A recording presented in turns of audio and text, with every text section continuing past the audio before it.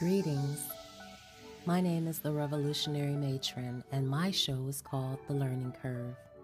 I broadcast on a network called KWAZ Radio. There are other hosts on the network I'd like you to meet. Greetings, everyone. This is Koku from the Bitter Medicine Podcast, inviting you to tune in to the Bitter Medicine Podcast on KWAZ Radio. Peace, family. This is Oni, inviting you to listen to the Pro-Black Perspective, where Black problems are addressed with Black solutions. This is D Webb with the Harsh Reality Podcast, asking you to tune in where we tackle the news of the day that affects our community, only on KWAZ Radio. The views, thoughts, and opinions expressed here belong solely to the respondent, and they do not necessarily reflect any broadcast networks, affiliates, nor sponsors. The Learning Curve is a broadcast created for the benefit of my global community.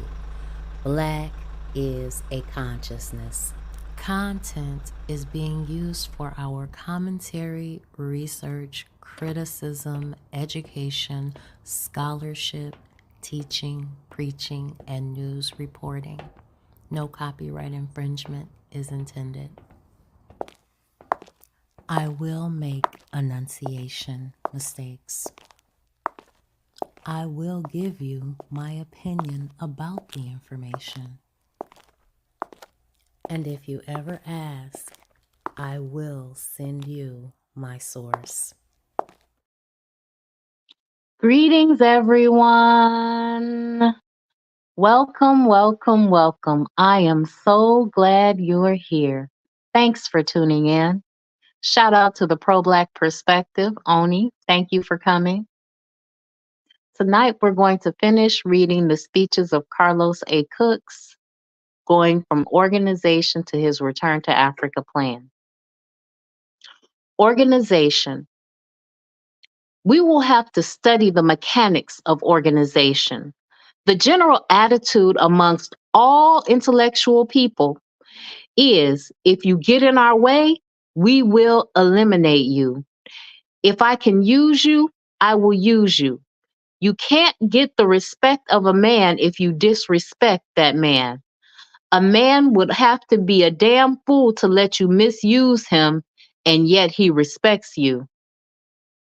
Our purpose, our only purpose, is to build a Black hegemony at all costs.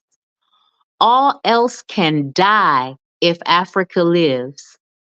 If you take all the facts concerning the caste into consideration, his position in the world today, and his way of life, you are bound to agree that we are right and understand that the only thing missing from having the caste act normally is a little touch of force. Remember, last time he talked about force, he talked about the lead pipe gang. You are living in a rotten society. Every institution, agency, or civil office is run through graft. The caste has been conditioned in this environment. The caste has been conditioned through white psychology from cradle to the grave. Most of us are colonized before we're even born. The African nationalists have to purge this poison out of the minds of our people. The caste has such a strong dose, it must be methodically applied until you have cleansed him of every phase of whiteism. Then you must plant good thoughts and good concepts in the vacuum left by the purging of the caste of his whiteism. You can't give the caste the whole treatment of African nationalism in one dose either. It is like a sick man who has been lost on the desert for days without food. You can't give him a full course meal right away. It would kill him. You have to start off with broth, then soup, then a little meat and vegetables, and allow his body to recondition itself to receive the full meal without convulsion. So if they were to adopt African nationalism, it might kill them in the first place. But with the caste, it is even deeper than that.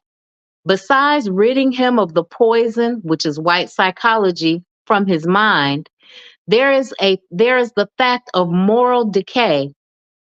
Moral decay is so prevalent sometimes that it is not good to expose nationalism to some people. They run away with it. Nationalism is not going to solve anything. In whatever you set out to do, don't let time be a detriment. Determination is the best thing that we have going for us. You keep pursuing your goal until you reach it, regardless of the time it takes. A successful conclusion is a successful conclusion regardless of the time it took. Nobody is really serious. Nobody who is really serious pays the caste any mind. The caste is a manufactured wrongo. He can't do right. He was made to do wrong. The caste has sworn to work against his own interest. He sometimes blows hot and sometimes he blows cold. The caste is just as frivolous as a French whore. And that's what he thought about organization. Yankee Doodleism versus nationalism. There are no legitimate reasons why we can't get together. We all have the same background. There are no aristocrats among us. We suffer the same humiliation. The cracker's hatred is deep rooted and nothing can change the cracker. The present strategy of the cracker is to kill the caste with kindness. The war in Asia is a long, hard, grueling struggle, and many castes will be wasted. A lot of Yankee Doodleism is pumped into the caste youth. He's talking about nationalism for America, hyping them up to join the military. He is being shown that he can get equality in death. The caste receives his citizenship posthumously. In order to keep this phobia alive, the cracker gives the caste a hero, a dead one, of course. It is only these northern cities that have an international political orientation. Therefore, the cracker concentrates his money and propaganda on these areas. You also have the group of supposed to be African nationalists, the quasi groups. The cracker has all his pillboxes and booby traps outside these groups. We don't make any secret about our outlook. We will air it anywhere. If you are not inhibited, you look at a man just as a man and act accordingly without panic. In 1935, we used the Italian-Ethiopian War as a pretext to halt the economic encroachment and exploitation by Italians in Harlem. If you think things are bad now, you should have been around here in the 30s. You had less than 6 licensed caste saloons, and the Jews and the Italians had a complete monopoly in Harlem. At 126th Street and Lenox Avenue, there was a bar named the Rocabella, where Black women were practicing sodomy with white men. We decided to close the Rocabella bar. This bar was owned by the Italian mafia, who had the support of the local thugs, pimps, and prostitutes. When the local thugs were unable to halt the nationalist campaign, the police were enlisted. A woman warned me of a plot between the mafia, the local thugs, and the police to kill me and stop the campaign. I listened to the woman and talked it over with the men. We planned a 5 to 7 minute skirmish, after which we would move out. The nationalists left the skirmish without a scratch. Results: 1 dead cop, a lot of whip-headed caste people, and the Rocabella bar closed. The main point is that if you panic around information, you go wrong. Always prepare yourself for any eventuality. And what comes, let it come. The hireling of our struggle is the nigger. He will do anything within his power to ridicule, demoralize, and stymie the hopes and aspirations of the race. The nigger is ready and willing tool of the white man and is getting worse every day. At one time, the nationalists were the only ones using the term Uncle Tom to ridicule the bad characters of the race. Now the Toms use the term to ridicule other Toms. You have people masquerading around as nationalists and ridiculing nationalism. The antics of the hypocrites don't surprise me. It is the behavior of the people that does. The people are so goddamn dumb. The people go for the same tricks year after year. They support everything phony. We play it honest and get very little support. The way things are moving in this world, it won't be long before the world condemns America as an aggressor and troublemaker. It is time we make a stand and let the world know that we do not share the views of the white ruling hierarchy of America, and that we have our own peculiar views and unique views, independent of the white man and other men. We subscribe to self-determination in the true and pure sense. We need to get to the clean and clear the minds of our people in order to build the institutions to get out of here. You can get more out of hate than you can out of love. Hate is the tool of the cracker. The cracker is a methodical and consistent hater from the cradle to the grave. He equips the caste with love. If there's any wonder why the cracker always wins, I want to say greetings to Anthony McPhail and to the Forecast Radio. Thank you so much for tuning in, and all my other listeners. I appreciate each and every one of you. The Jews, crackers, and the caste. All the castes that are used as spokesmen for the U.S. government are cleared through the National Association for the Advancement of Colored People, or the NAACP. The NAACP is an escape valve created by white people as a means of letting the caste get off the steam that his impoverished and confused conditions invariably produce. A white woman named Mary White Ovington created the NAACP and all the presidents for the last 50 years and before that. The present president is a white man of the Jewish ethnic group.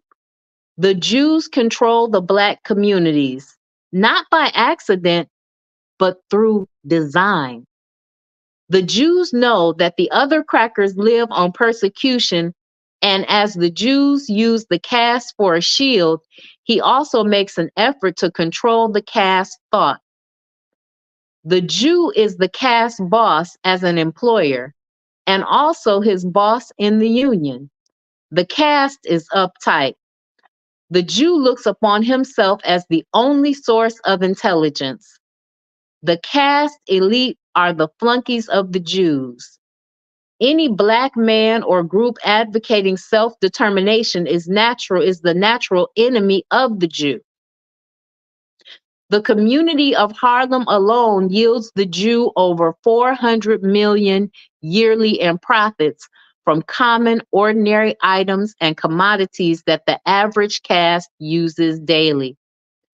This money goes a long way in sustaining Jewish life. As a matter of fact, the Jews have grown dependent upon the caste's community expenditures and sort of conservative about it. For the Jew to voluntarily give up this economic exploitation of the Black communities would be tantamount to asking the Jews to commit suicide. and the Jew is far from a fool.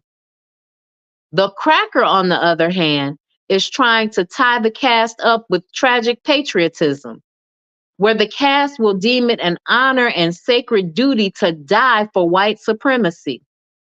This is the present pattern of behavior of cracker propaganda. The task of the orthodox African nationalists is to beat this propaganda down. The cracker is fighting a war of attrition in Vietnam as a means of using the caste youth up. The caste, with his inferior outlook, has fallen for this fatal scheme of the cracker. People are inferior because they want to be inferior.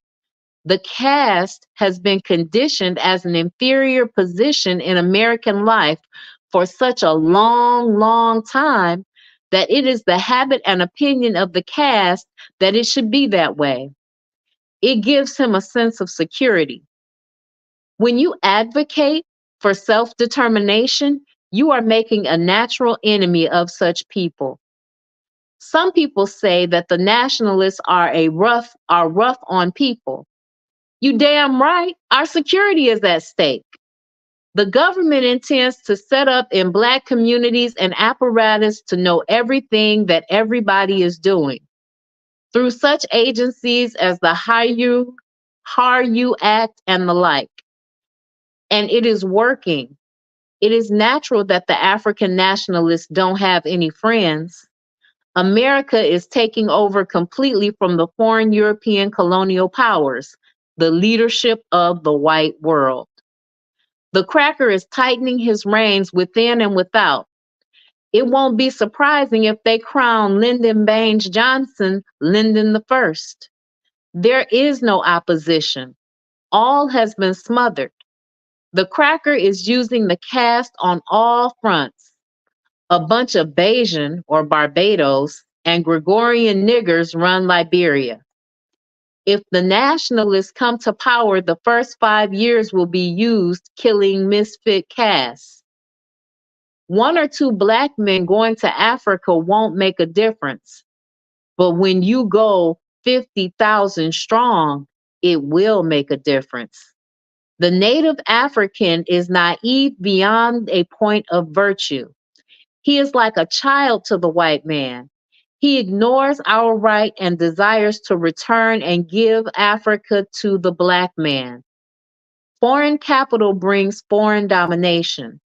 Our job is to organize the Black people here first. Then the question of implementing the fusion into Africa won't be a problem. And finally, excerpts from the last message of Carlos Cooks, addressed to a mass meeting at the headquarters of the African Nationalist Pioneer Movement, located at 2230 8th Avenue, New York City, Friday night, April 29th of 1966. Remember, he passed on May 5th of 1966. I'm going to add his standard greeting. One cause, one goal, one destiny. What the other speakers have said is true, and if you would pay attention to it, you would come out all right. We have to get along with each other.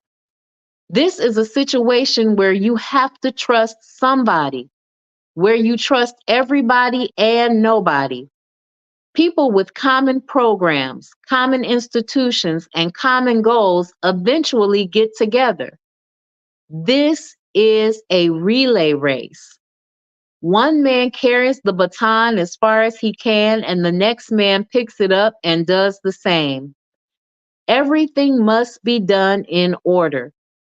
You must give definite rules that everybody concerned goes by. Organization. Nothing is produced through anarchy. There is no perfect man. All men have their vices and frailties. Men have their vices and frailties. You can light a lantern on the Sahara Desert in the light of day, and you still won't find a perfect man.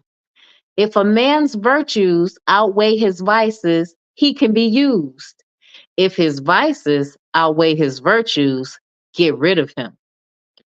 Don't let the tail wag the dog. We must be methodical with our program. No emotionalism. Anything that you do is full of trials and tribulations. We can't get encouraged or discouraged. We are not unduly elated by success, nor broken up by misfortune. Sometimes things go well, but most times things go badly. But we must keep on keeping on. The cracker has a long task in Vietnam. We hope they fight forever. It will give us time to get our people and property. It will give us time to get our people and properly organize them. The caste is exceedingly backwards. He is a zombie, a black man trying to be a white man. Talking to the caste about Africa is like talking to a stone wall. When we come to power, and come to power we will, a lot of killing will be done before this is over. You will have to kill caste people for the next 5 years before you can settle down to the program and actually redeem and build Africa. Support the June 18th dance. It is important. Support the Legion Saturday night affair at the headquarters. We must complete the building of the Garvey Memorial Building and push our program. It is always only a few men who understand. In Mr. Garvey's time, it was only Garvey. One cause, one goal, one destiny. And those are the final words of Carlos Cooks as recorded. I think that Carlos Cooks had a lot for us to understand. He had a lot for us to process and comprehend. The pro-Black perspective says he doesn't agree with that. Organizing folk here in America before going to Africa, though it sounds possible.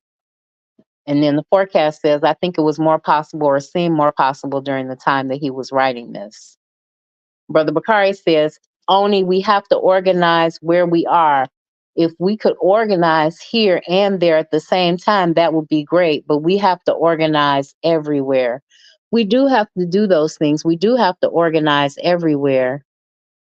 And we do have to consider building those bridges, but that's what they don't want us to do. And that's why we have to be strategic in building those bridges. They always try to separate the African American from all the other Africans in the world because we are the ones that are the best funded and sometimes the most educated.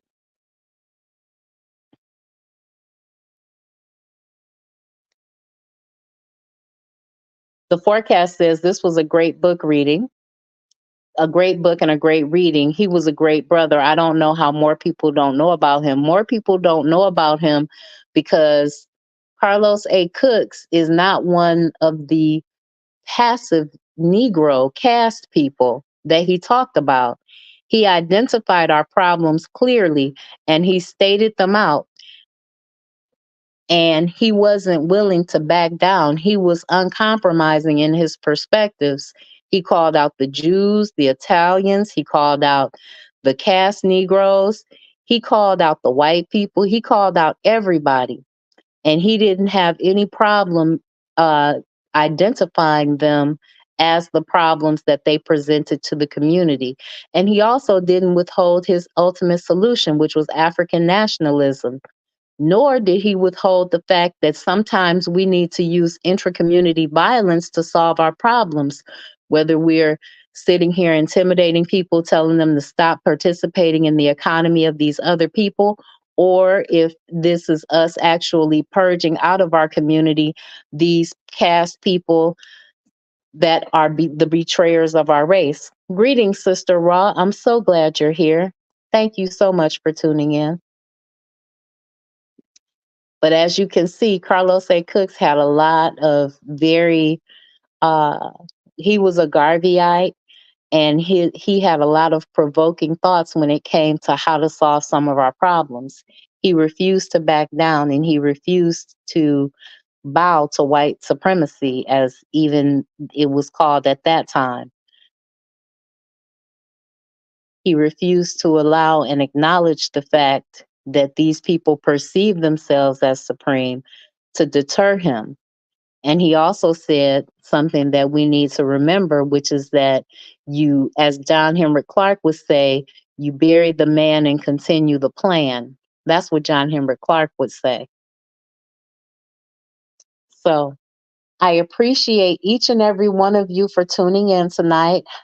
I have posted a poll, and I would like to know, there were 3 different book options for our next reading.